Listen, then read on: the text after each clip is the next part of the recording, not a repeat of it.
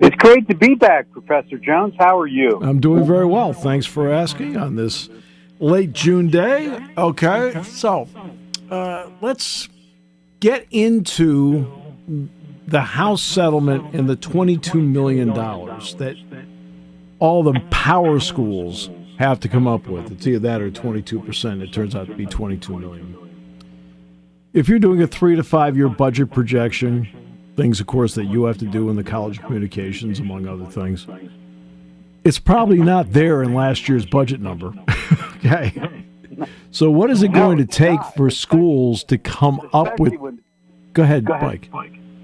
No, especially when Penn State's numbers that they submitted to the NCAA on $200 million of revenues showed a profit excess of $126,000. So you're right, it's not there.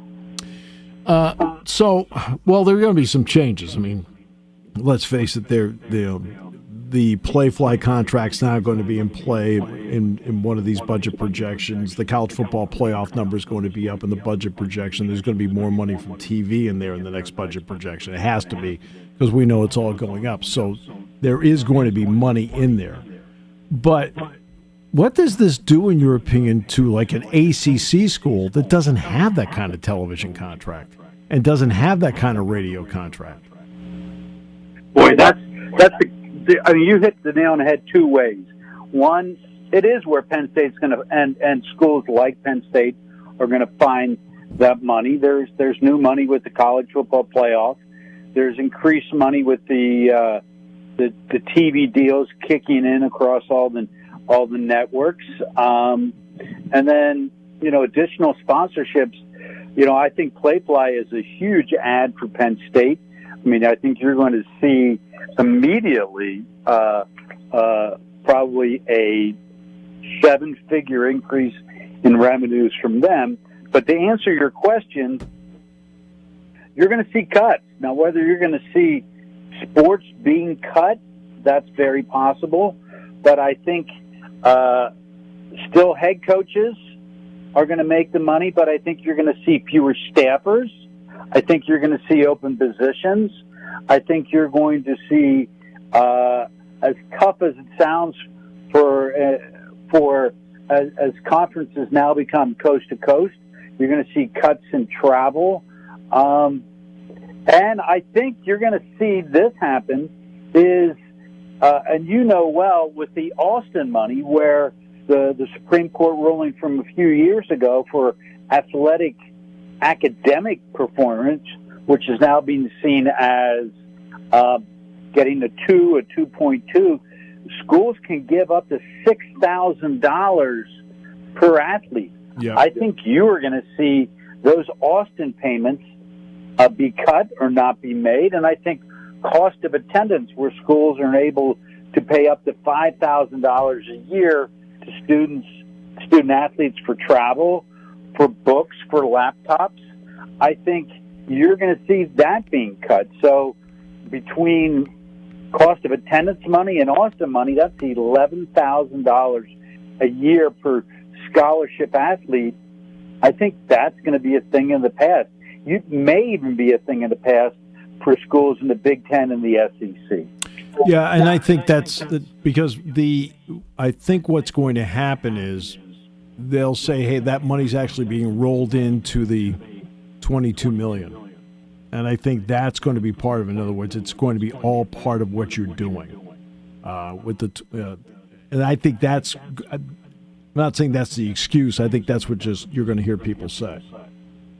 Yeah, I think you're right. I think you're going to look at an overall compensation package of NIL, of house payments, of cost of attendance, of Austin, of scholarship, of room and board. And student athletes are going to get, here's your amount for the year. It's not going to be parsed out in all those directions. That doesn't mean NIL is not going to stop, but it especially for the football, basketball, wrestling, maybe women's volleyball. But I think you're going to see more of here's the number you're going to get. and it's not going to be parsed out in 5 or 6 categories. And Title IX is going to play a role in all this, and that can't be forgotten. And which I then think affects some other sports, because I think you have to make hard decisions here. What does this do, for example, for an average school in the Power Four about having more club sports as opposed to having varsity sports? Well, that's a great question. I read something really interesting last week, Steve, that I need to do more research on before classes start and try to discuss this in the classroom. The Title IX question. You know, you could make a case from a labor perspective that the distribution of the house money and NIL money is based on earnings. Yeah. So the large percentage of that is coming from broadcast contracts, and you're giving that money based on the money coming in broadcast-wise. So I saw a great piece written by a sports attorney where it said it may be that the House $22 million may be given out this way: 75% football, 5% men's basketball, 5% women's basketball, and 15% to everyone else. And the rationale is just what I stated, because the preponderance of that money is coming in not for Title IX, but is coming in for revenues earned based on broadcast revenues. So it can be distributed that way. Right. And that may end up out, but there's still going to be the possibility of having there's going to be some Title IX distribution in there, because I'm sure there's going to be a feeling that you have to do it at this point, especially you mentioned volleyball and women's basketball, were certainly two popular sports to begin with, as is, say, for example, you're an Oklahoma softball player. They're a popular sport. No, that's a great example. I think, and I do think you're right, Steve. I think whether it's the Power 2, the Power 4, at the group level, you are going to see a retrenchment of some varsity sports to meet Title IX requirements. It's interesting. Harvard has the most, among Division I, has the most varsity sports programs, 42. Right. But they don't give out any scholarships. So it's easy for them to meet the Title IX requirements. Whereas once you start giving out scholarships, Austin money, cost of attendance money, then Title IX really does come into play. Maybe not out of Penn State, and I think Penn State has a rich history with this 31 varsity sports. But I do think that maybe even the second tier Power 4, the Vanderbilts, or certainly, the Big 12 and the ACC schools, you may see a retrenchment as far as men's and women's teams. Here's one more example. Alabama only has 21 varsity sports. That's right. It's going to be much easier for them to meet Title IX requirements than Ohio State, which has 36. Right. Yeah, and Texas, for example, has 17. All right. And that's a great example. Right. And now there's the next part. There was an article written about donor fatigue, and the article actually centered on Georgia. Georgia. Talking to some longtime season ticket holders about NIL and donor fatigue, because, hey, look, we donate for seats, we donate for parking, then we pay for the tickets, and they were going through it. How important can sponsorships now be, whether it's field or the potential of doing what the NBA, the NHL, and Major League Baseball do right now with jersey sponsorships at this point, to maybe ease donor fatigue because of this?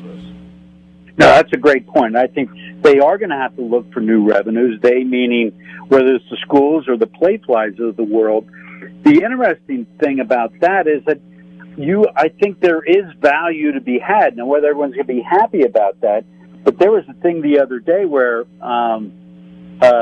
one of the marketing companies put a value of a patch on a jersey at the upper level schools, and they listed Penn State was $6 million. Right. So it's not a donation; it's a value. Right. If you get a patch on a jersey, it's a value. If you get something on the field, and here's another thing that you're going to see happen, and the timing is interesting. It even kind of includes a little Title IX. The Playflies of the world, when you look at the success of Caitlin Clark and the growth of women's athletics, you're opening up a whole new category of potential sponsors and ways for them to reach their audience through college athletics that had never been an avenue before. So I think if you're able to give value for that money, and now there's more opportunities than ever. Now, you may see maybe a preponderance of that, and you don't think that college athletics is going to become NASCAR or minor league baseball, and no offense to the Spikes. I think Wagner Company do an awesome job of incorporating value for the community, but I do think you hit the nail on the head. The money has to come from other sources in addition to the donors. I mean, they're already allowed to now start putting sponsor logos in the field. Just so everybody knows, the last game that Penn State played was the Chick-fil-A Peach Bowl. And, of course, right, and the logos were at midfield, which was the actual peach in the whole deal, but then Chick-fil-A standing alone at between the 20 and 30 on each side. And I don't think anybody noticed or cared, to be honest with you, Mike. I think you'll notice and care the first time you see it. After that, I think it becomes a fabric. No, I think that's an outstanding point, and it's very recent. And I kind of laugh because, and you know this because you're around the guys all the time, especially football-wise, they love Chick-fil-A. When you look at the bounce that Chick-fil-A gets or the Pop-Tarts Fool gets, I mean, if you pair it, and I'm not saying Hershey's going to do it, but, you know, I mean, Hershey's a natural, right? It's a Pennsylvania corporation, a product people love. In fact, and you know I love this stuff, Steve, the head of global innovation for Hershey Foods, where they create new kind of candies, guess where he went to school? Yeah, he went to school at Penn State. Absolutely. So those ties are cool. And so now let's get to the part that hasn't been approved yet, and that is the jersey patch. So we'll take a player that is now gone because she's now in the WNBA. It would have been a natural tie-in last year for Iowa to be with State Farm, for example. Yeah. One thing I will say about the NBA, NHL, and Major League Baseball uniforms, they've done a great job of not making the logos. Yeah, it doesn't say Fly Emirates across the front, right? They blend in, except for Love's truck stops with the Oklahoma City Thunder because of the yellow heart. All their logos, whether it's Chime with the Nuggets, Vista Print with the Celtics, StubHub with at one point, I guess Crypto.com now for the Sixers, they actually blend in with the jerseys. Well, it's a great point. You remember when here comes the Nike Bush was added to the Penn State jersey and what the uproar is or was, but it's hard to see. It's ingrained literally in the fabric of the memory now when you look at logos like that and the examples you gave. Well, because I spoke in Johnstown last week and I brought this up and they said, oh, well, what, the swoosh isn't advertising enough? And I looked over and I said, guys, it's 2024. I said, every time they get a sponsor like that, it takes pressure off donors to donate. And everybody looked up and went, yeah, you're right. No, and I think that's the key. It does take the pressure off of them. And you're looking at value. There's a reason private equity, once again, in college athletics. Right now, college athletics are undervalued in the marketplace as far as reaching the audience at a great price. So I'm glad you brought up private equity, Mike, because I want to ask you about that. It's not as if private equity can't help. It's what private equity expects from you in exchange for the money. And there are a lot of people I know that are wary of private equity if it's done extensively. Not that private equity shouldn't be done, but to what extent? What have you heard about that? Well, I just saw this on Sportico, which is is a great sports industry newsletter, and they didn't name the company, they didn't name the school, but it was a school that had an annual athletics budget of about $150 million, which puts you in the neighborhood of a Purdue or a Minnesota. And their expectations as far as what a private equity firm wants is they want a 2% annual fee, and then they want 20% of revenues. And they expect to recoup their money in 5 years. Right. And after that, that's when they kick in. So it's a 5-year investment for the private equity firm to get their money back. And then then you're looking at 20% annual revenue. And here's the thing. Even if you're at Penn State and you're flat last year at $126,000 profit, if the private equity is going to help you fund the stadium where you're going to bring in a massive amount of new money, then it makes sense that private equity is going to share in that money. And by the way, I don't expect the revenue to be flat next year because that's where the first TV and again, remember, the Big Ten TV contract's backloaded. But the first installments came in this budget year. Keep in mind the first installments of the Playfly money do not come in until the year after because they just started. And then the first installments of the college football playoff come in the year after that. So I don't expect to see flat numbers, Mike, in each of the next 3 reports because each year will have an additional bump. No, I'm saying they were flat. They were flat last year. Right. No, and you're absolutely accurate about that. And I'm saying that I don't expect to see that in each of the next 3 years because there'll be revenue sources that weren't there before.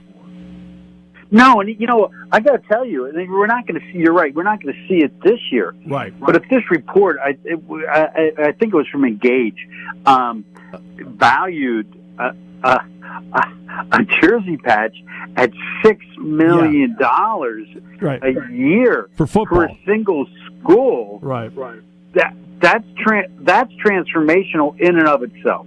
Now you have to sell it, and Pat had some good comments. Pat Kraft the last week about that. It's one thing to say it; it's another thing to do it. That's right. Even at half of that, $3 million a year is a really significant chunk of change. Well, and that's $6 million for football. You can get others for other sports too. The key is to sell it, and the key is not so the people in the stadium go, "Oh, look, sponsor." It's on TV every play. Yeah. That's the key to it. It's on TV. And you know what? I was talking with Sweeney Murdy a couple weeks ago. He said what really interests him is that he'll go to games and he sees Yankee fans buying jerseys with the Star Insurance patch on the side of it because they want to have the current jersey and they don't care the patch is there. Oh, I hadn't even thought of that. He's a great guy, and he's super smart because he's made the jump from just a New York market to all Major League Baseball. But you're right; it's totally being authentic. I even thought of this what you brought up, Steve. But let's say you get a sponsor. Penn State gets a sponsor for the jerseys of just all the women's teams. So if you get someone like Procter & Gamble or L'Oreal or Dove just for the women's team, that exposure times all the women's teams times all the TV is a great tie-in to a new market. And remember, all the sports are on TV because of BTN. Yeah. So you're going to get TV exposure no matter which sport it happens to be. Well, I think, Steve, we should sit in the next marketing meeting, you and I. Oh, absolutely. I'm sure they'd love to see my shining face come in there. Oh, what does he want? Mike, always a pleasure. This was a great conversation, and what you did was fabulous. Loved it. All right. Hey, thanks for asking. And Todd, appreciate you having me on, too. My friend, it is great to have you with us once again. College football season is getting close, and you and I need to have conversations. Hey, Steve. Good to hear your voice again, my friend. Same here. Everything changes now. Officially, Texas and Oklahoma in today in the SEC. Everybody else in the Pac-12 can't officially change until the 2nd of August. But everybody's in for intents and purposes. What did that do to how you have to put together the publication and how you were ranking players because of the additions? Yeah, it made it very interesting. And, as far as ranking teams go, Steve, I've never had to rank an 18-team conference before with no divisions. So, there's going to be a lot of ties in the Big Ten this year. You've got 18 teams. You've only got 9 possible outcomes for the record. So it's going to be a lot of ties there. 16 teams for the SEC. Made it very unusual, very bulky as far as predicting the conferences and divisions go this year. As far as the players go, pretty much seamless to me. I think when you take a look at the Pac-12 last year, the Pac-12 was one of the best conferences in the country last year. So them sliding into the Big Ten is not like, let's say, the American Conference had a couple teams go into the Big 12 last year, and none of them really fared well. It's a different animal with the Pac-12 Big Ten, especially when you're taking basically 4 of the top teams from the Pac-12 sliding over. So the stats and things that the individual players did in the Pac-12, very comparable to what they'll do in the Big Ten. Transfer portal means a lot in all this, so let's take a couple of transfer portal quarterbacks in the Big Ten. Let's start with Dillon Gabriel. He steps in at Oregon after going from UCF, doing well at Oklahoma, and then transferring to Oregon, where now Bo Nix is a part of the Denver Broncos.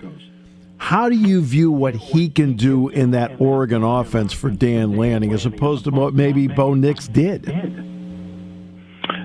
Well, I don't think he's going to match Bo Nix's numbers from last year. Those are pretty phenomenal. 45 touchdown passes, 3 interceptions, 4,500 yards total passing, 78% completions. However, when I talked to Coach Lanning, went over the team with him, he said he's a lot like Bo Nix in a lot of ways. He was very pleased with what he had coming in. He's a guy that has a lot of confidence. You can coach him hard. He's got a great attitude. He's humble. And he has produced, while not a 45-3 ratio, his ratio last year was an outstanding 30 touchdowns, just 6 interceptions. He had 69% of his passes. I think he'll thrive in the Dan Lanning offense, but I don't think he'll quite match what Bo Nix did last year statistically. All right. Now, Ohio State is a group that for the most part has done the homegrown quarterback route. Will Howard's a part of this now, but my understanding was at Kansas State he wasn't assured of having that job with Avery Johnson there. What's the impact you potentially see with Will Howard in the Chip Kelly offense under Ryan Day? I think it's probably going to be a good fit because you're going to see the quarterback run more in this offense. And I think they can afford that. Generally, if you're going to run your quarterback more, you cannot afford injuries. But they've got Devin Brown, and they've got a couple of very highly touted freshmen, Julian Sayin and Aaron Noland in the back. So they are able to run him more, and I think that's when Will Howard is most effective. I do think Will Howard probably would have lost his starting job at Kansas State this year. But with the supporting talent he has, like a Travion Henderson and Quinshon Judkins at running back, with the receiving core they have, with the Jeremiah Smith and Emeka Egbuka, and the solid offensive line, I think he'll fit well in the offense. I just don't think he'll be one of those Heisman type of contenders. Right. Exactly. All right. Now, Penn State's gone homegrown with its quarterbacks. When you've had an opportunity to really examine the Nittany Lions, what do you like about the team? What are a couple of parts that give you pause? Well, I do think you're going to see Drew Allar have a much better season this year. The team's got more confidence in him. He already had a 25-2 ratio last year. Yep. What I mean by much better, I mean throw for more yards. He threw for 2,600 yards last year. Definitely will top 3,000. And I like the depth they have at quarterback as well. When you look at Perbula and you look at Grunkemeyer, they've got depth there. The running back position didn't get the bang that you would have expected out of Singleton and Allen last year. I think they get that this year, so I like that a lot. And the offensive line, they could be up to last year's standards, but not quite as strength yet. So offensively, I like the quarterbacks and running backs. I still have question marks at wide receiver, Steve. It's really probably my biggest question mark on the team. Defensively, there's just a lot to like. When you look at the defensive line, I rate it second best in the country. Yep. Linebackers number 6. DB's number 9. Yes, they lose some players out of the secondary, but I like the replacements they have coming in. No questions about any of the 3 units on defense, and no questions about special teams. I rated number 9 in the country. So I like pretty much the entire team. Question marks, major question mark at receiver, and a minor question mark on the offensive line. Yeah, and I'll give you a name that I want you to watch, because obviously I saw your 4 teams on the All Big Ten, and this is the prejudiced announcer coming out here. Okay, okay, watch out for KJ Winston at the safety spot. Let's somewhere down the line, I think he may give you a thought about putting him on one of your teams. Okay. Yeah, Coach Franklin told me he was an all-conference player, so he agrees with you 100%. All right. So, but that doesn't mean we can't disagree on something. That's okay. That's right. And I may be too close to it. You know what I mean? As opposed to so there's differences. All right. So now, go ahead. And when you follow one time, sometimes it's tough to. You got 16 teams in the league, so there's a lot of players out there. But I probably could have put Winston on that list. So I'm going to keep an eye on him, Steve. I appreciate that. No. Believe me, I appreciate what you do. It was interesting years ago. I was doing the Outback Bowl. Penn State was playing Arkansas.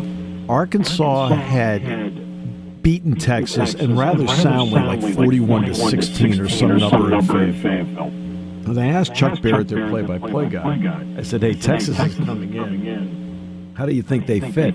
He says, "Oklahoma will fit fine." He says, "Texas," he says, "isn't physical enough." In your opinion, has Texas in the last 2 years become a more physical team that can play in the SEC? Yes, they definitely have. And, look no further than last year when they had guys like Tavondre Sweat up front along with Byron Murphy. Very physical defensive tackle. In fact, that's probably the major question you have is who's going to replace those guys at DT. But they've got Collins and Broughton. Bill Norton they bring in from Arizona. They bring in a Louisville transfer and Jermaine Lowell. So they're physical up front. And offensive line, they've got one of the best offensive lines in the country. I rated number 2 overall. They also have the best quarterback room in the country. This is a Texas team that can come in and compete in the SEC right away. I rate them number 4 in the power poll and number 4 overall. And they get Georgia at home on October the 19th, so it's going to be a big game. Yeah, exactly. It's amazing how Georgia plays at Texas before they ever play a game at Texas A&M, because they've never played a game at Texas A&M. They've been in the conference for 12 years.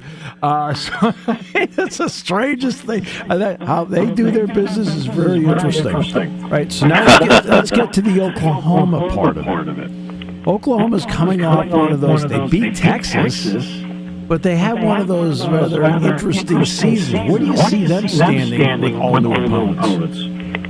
Well, I'll give you 2 ways that I view Oklahoma, Steve. The first one is my power poll, which is the overall talent they have on the team. I rate them number 7 in the country. When you look at them, it's Brett Venables' 3rd year.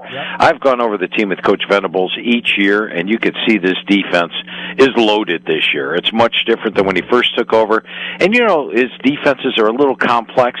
3rd year, these players all know it inside and out, led by Danny Stutzman at linebacker, Billy Bowman at strong safety.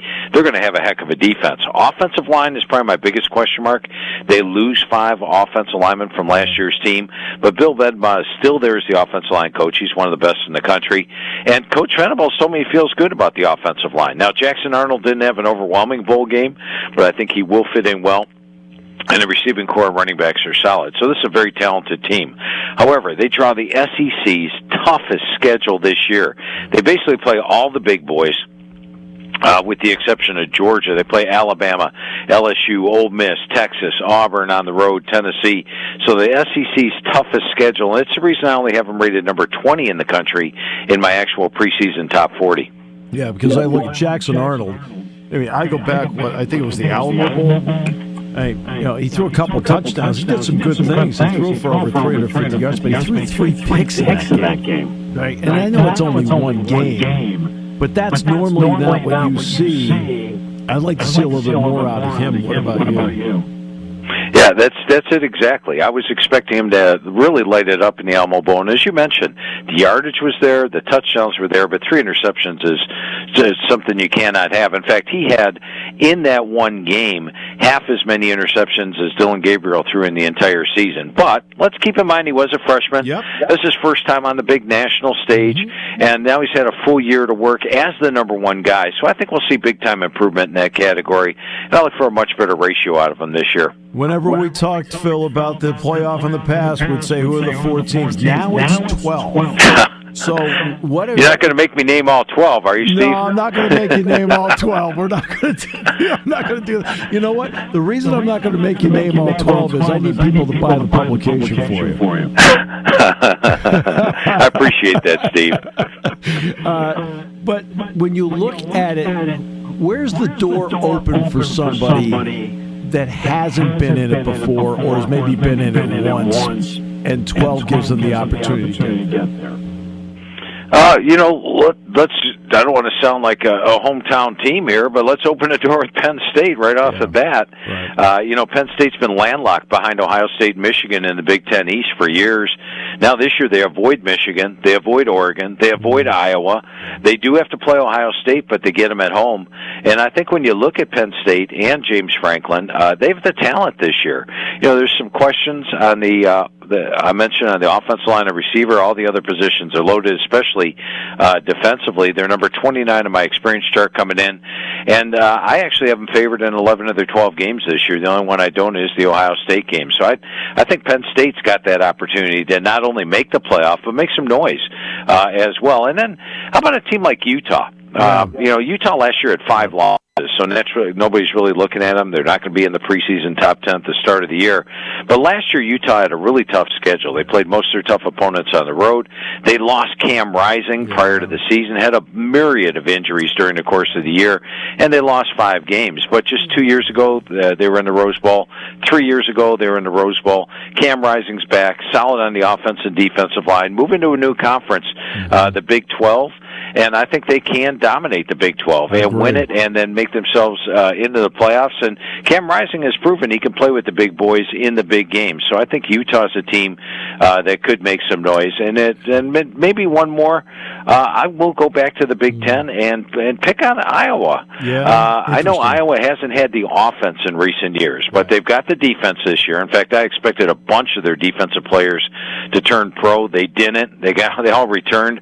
Players like Nick Jackson, Sebastian Castro are back. They've got one of the best defenses in the country, one of the best special teams in the country, an offensive line that now has a veteran unit with almost everybody back. Cade McNamara, if he can stay healthy, and he wasn't even healthy at the start of last year, and wasn't healthy until he got injured. If he can have that year that you expected, they've got the running backs with Williams and Johnson. They've added some talent at receiver. They may actually have an offense to go with the defense and special teams. And then when you look at their schedule, Steve, who do you put them an underdog at this year? I mean, the road games are at Maryland, at UCLA, which is in down year, at Michigan State, at Minnesota. All those winnable. You would put them an underdog at Ohio State, but the Vegas total on them coming into the year is 7.5. Find me 5 losses on that schedule, Steve. I can't, and also the Tim Lester effect as the offensive coordinator is going to be interesting with them. And they have put themselves in an interesting position because they have locked in 25% of their schedule forever because they have guaranteed games with Minnesota, Wisconsin, and Nebraska because the Big Ten asked, who do you want to be as your rivals? You could have up to 3. They took all 3, so they've locked in 25% of their schedule and 1/3 of their Big Ten schedule in perpetuity. Wow, that is interesting, and that's. I think they're really set up this year. As mentioned, I thought a lot of their players were going to turn NFL, much like Ohio State. Ohio State had a lot of players come back that could have gone. Watch out for the Iowa Hawkeyes this year. Yeah, that's right. With Ohio State, Jack Sawyer could have gone, stayed. JTT could have gone, he stayed. Burke could have gone, he stayed. Those are all on the defensive side. And then there's, when I look at Cam Rising, for example, I'm the guy that was announcing the game when he got hurt. So I saw the play and called the play. But when I watched him on the video, and then when I saw him in person, he's a really good college quarterback that has a swagger to him that you can only define if you watch him play. And I think that makes a big difference because they play a power style that the Big 12 is going to have to get used to. Yeah, absolutely. And, last year, if Rising went down, you expected Brandon Rose to step right in and take his place. He was one of the higher-rated quarterbacks at high school, big arm, mobile.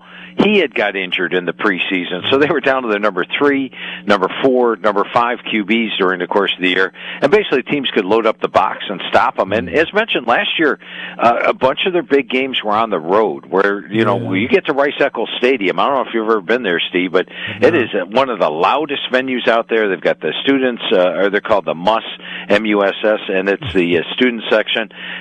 They get most of their tough games at home this year, so they're a team to look out for. Yeah, have not, and that's a place I want to go. I do have to ask you about Alabama with Kalen DeBoer. It's been interesting with them, and now when you talk, I'm sure you talked with him as well. What was the impression he had of his team? Because it's not as if he's never been to a national championship game. Last time I checked, that was January. Absolutely. And I got to be honest with you, Steve, when Nick Saban stepped down, I remember all those folks hit the portal, big-time names going in the portal. I'm like, okay, maybe Alabama's in for a rebuilding season. But talking to Coach DeBoer and going over the team with him, first of all, it's a talented team, really good roster, and he brought in some players like Parker Brailsford. Remember they had snapping problems at Alabama last year. A lot of bad snaps during the year.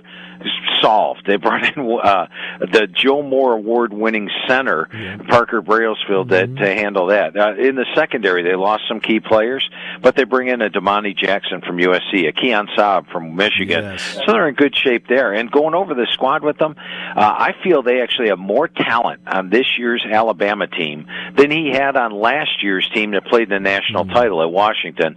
And keep in mind, he's 104-12 as a head coach. And my first question to him, Steve, was what's it like taking in this, filling the shoes of a legend? How tough is that? And he says he can handle it, and he's pretty confident about that. So I liked everything about going over the squad with them. We talked for at least an hour going over the team, and I think they're going to be a surprise contender. I think a lot of folks are writing them off because Nick Saban's gone, a lot of talent left, but they have a lot of talent there, and Kalen DeBoer can sure get it out of them. Beware of an Alabama team that you're like, okay, we're okay now. Beware. I know Caleb Downs is with Ohio State, but Saab's a good player. Came in from Michigan, I believe, if I remember correctly. Yeah. So, hey, absolute pleasure.